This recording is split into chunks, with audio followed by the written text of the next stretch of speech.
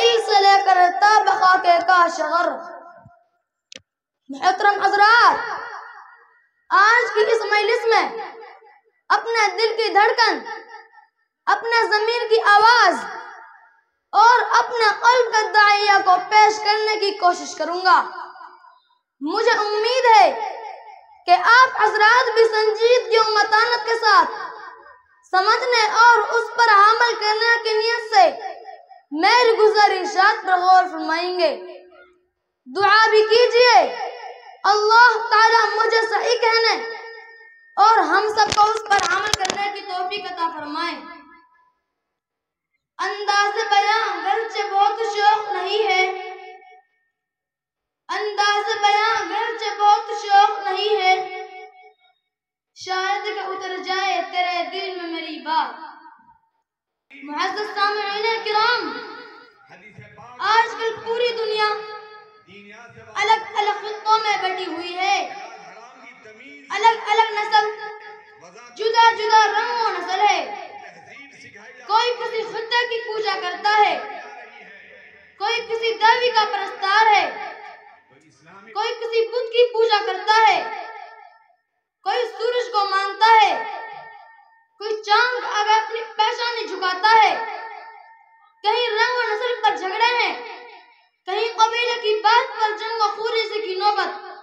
افسوس اس بات پر ہے کہ وہ قوم جس کا نبی ہے، جس کا قرآن ہے، جس کا خدا ہے، جس کا حرم ہے، جس کا قبیلہ ہے، جس کا قریب ہے، جس کا نفع نقصان ہے، جس کا دین و ایمان ہے، شریعت و مذہب کی بنیاد متحد، جن کے رہنے سہنے کے اعتبار متفق، جس کی حقیقت و ماہیت میں یکسانیت، ایسی قوم، ایسے افراد، ایسے دین و ایمان کے ماننے والے حضرات بھی اس رنگ و نسل اور ذات و پات کے دامن فرے میں پھنس گئے۔ ان میں بھی رنگ و خوں کے نام پر جھگڑوں کی نوبت آنے لگی، ان کا بھی آپس میں اتحاد پارا پارا ہو گیا۔ یہ بھی جاہلیت کے اس دور میں پہنچ گئے جہاں سے انہیں نکالا گیا تھا۔ نفسانیت نے انہیں بھی اس عمیق غار میں دھکیل دیا جہاں سے 1400 برس پیشتر نبی صلی اللہ علیہ وسلم نے نکال کر ایک قوت و مساوات کا درس دیا تھا۔ حضرات، آج بھی وہی نقشہ ہے اور ہمارے بہت سے زعماء قوم، ہمارے قائدین ان نقشوں میں رنگ و روغن بھر رہے ہیں۔ اپنی منفعت و قیادت کی خاطر پوری قوم کا بلیک میل کر رہے ہیں، سیدھے سادے عوام اور بھولے بھالے انسانوں کے طرز زندگی پر ڈاکہ ڈال رہے ہیں۔ ان کے ایمان ایقان کے گلے گلزار کو ویرانوں میں تبدیل کر رہے ہیں۔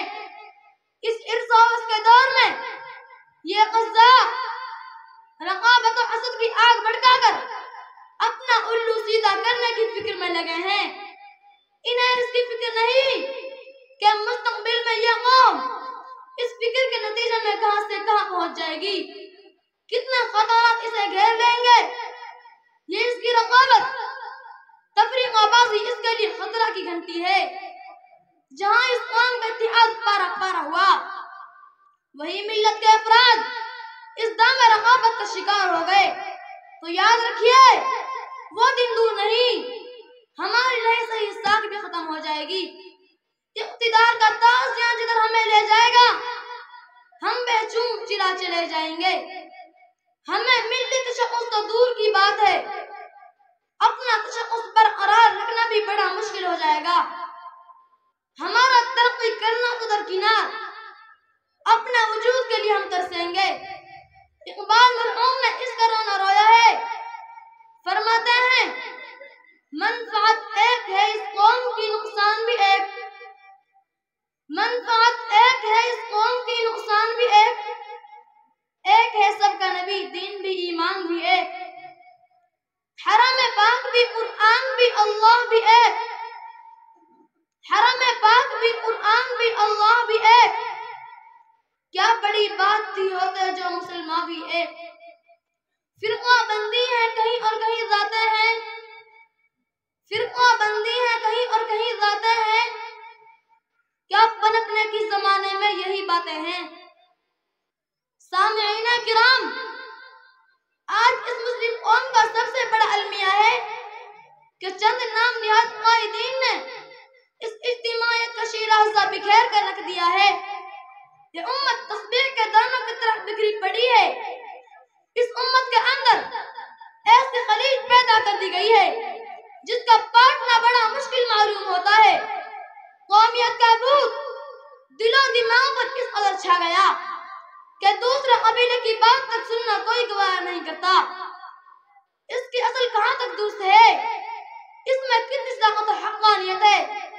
آئیے اسلامی تعلیمات کی روشنی میں اس کا جائزہ لیں، قرآن و حدیث کے بیان سے اس جہالت کے پردے اٹھائیں۔ دوستو، قرآن حکیم کو مساوات کا درس دینے کے لیے اتارا گیا ہے۔ نبی صلی اللہ علیہ وسلم نے بڑائی و عظمت کا معیار حسب و نسب، رنگ و نسل پر نہیں بلکہ تقوی اور اعمال صالحہ پر رکھا ہے۔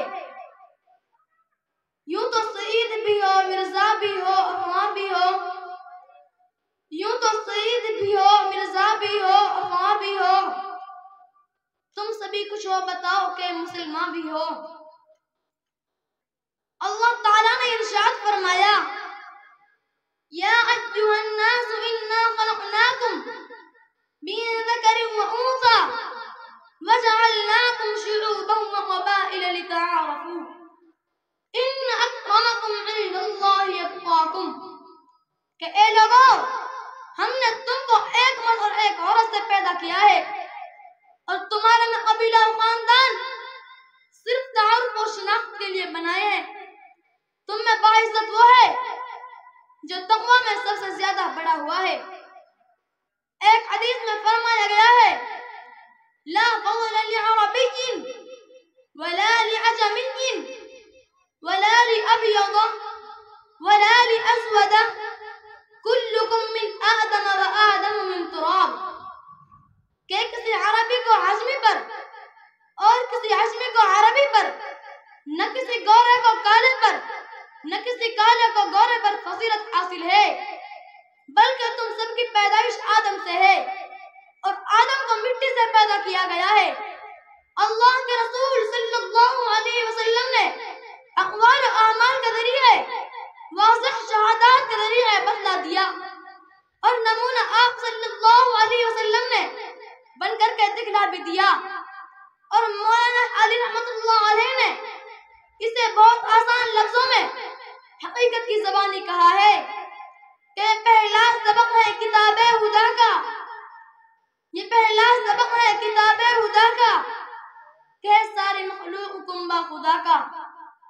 سبق پھر پڑھے صداقت کا، عدالت کا، شجاعت کا، سبق پھر پڑھے صداقت کا، عدالت کا، شجاعت کا، لیا جائے گا تجھ سے کام دنیا کی امامت کا۔ وآخر دعوانا الحمد للہ رب العالمین۔